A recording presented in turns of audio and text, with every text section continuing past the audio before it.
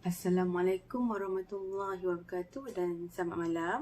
So hari ini saya akan bercerita tentang, kita akan sharing tentang jangkitan saluran kencing. Okey, sebelum itu saya memperkenalkan diri saya dahulu. Saya Dr. Intan Fazrin yang juga founder kepada Ratu Infas Telekom.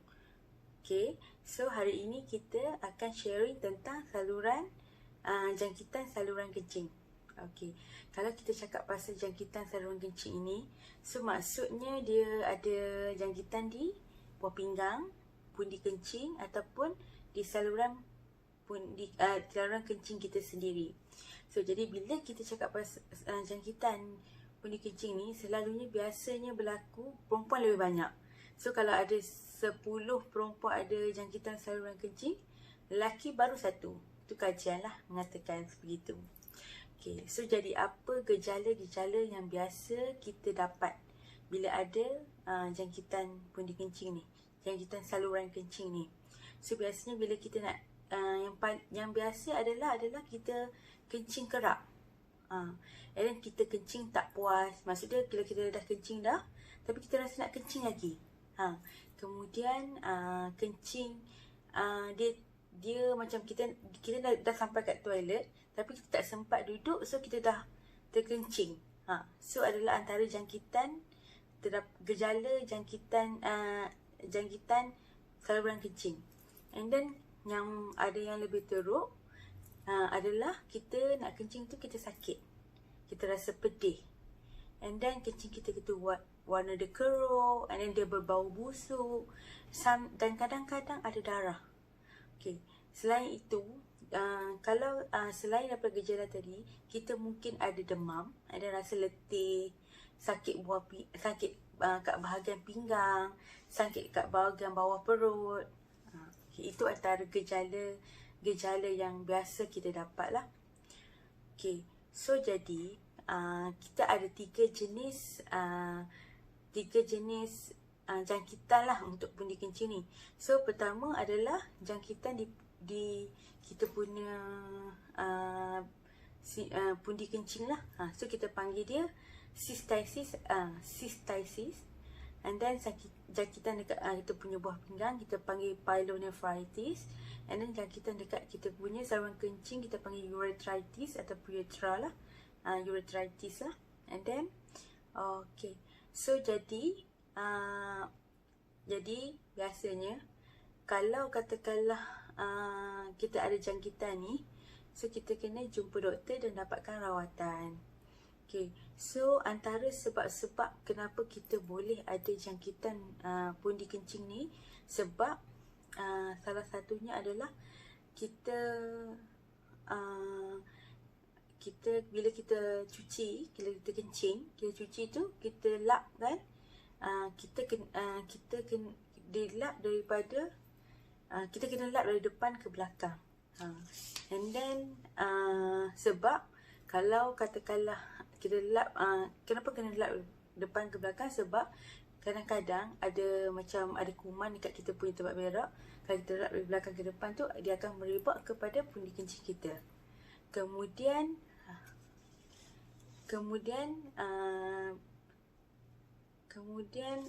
disebab salah satu lagi adalah sebab perhubungan.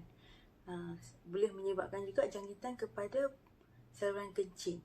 And then untuk perempuan pula, sebab apa dia selalu dapat? Sebab saluran kencing dia tu dia pendek. And then kita tak boleh tahan kencing. Kalau tahan kencing pun dia akan menyebabkan jangkitan ini. Dan satu lagi adalah kalau kita kurang minum air pun boleh banyak menyebabkan kita kencing tak lawas ataupun kencing sakit lah. Okay, so jadi kalau orang yang ada kencing manis ni, dia lebih senang lah dapat sebab imunisasi dia rendah, senang dapat jangkitan saluran kencing. Okay, and then kalau katakanlah kita ada jangkitan saluran kencing, maksudnya kalau jumpa doktor, ni kata doktor saya ada gejala macam saya cakap tadi, so apa doktor akan buat? So doktor dia akan cek kencing kita, sama ada dia hantar lab untuk tengok kuman dalam tu, and then ataupun kita ada kita panggil dia urine dipstick. Urine dipstick tu adalah dia macam kalau kita pergi, dia adalah sejenis alat. Okey, dia akan masukkan dalam kita punya air kencing tu, dan kat situ dia akan tunjuk kat alat tu adakah ada kuman, and adakah kita minum air dengan cukup, macam tu. And macam mana fungsi buah pinggang kita, macam ada protein, macam dia protein ke, macam tu, ada gula ke tak. Okay. Dan doktor akan tengok kat situ berapa teruk kita punya, maksudnya kalau ada kuman, dia akan tunjuk ada kuman dalam tu. Okay. So jadi tu cara kita check lah. And then kita boleh juga tengok kalau ada, kan kalau kita kencing sepatutnya kalau ada darah kita boleh nampak terus. Tapi kalau kita kencing warna kuning, tapi kita dengan guna alat tu, kita boleh tengok ada darah ataupun tak. Okay. So kalau ada darah dalam air kencing, so kita akan proceed, kita akan sama ada kita akan buat ultrasound. Ultrasound tu macam ultrasound, ataupun kita akan buat tengok kat mana kita punya mungkin kita ada batu. So kita harus buat siasatan lebih lanjut lah dengan buat ultrasound ataupun CT lah, CT scan. Okay. Okay. So apa rawatan kepada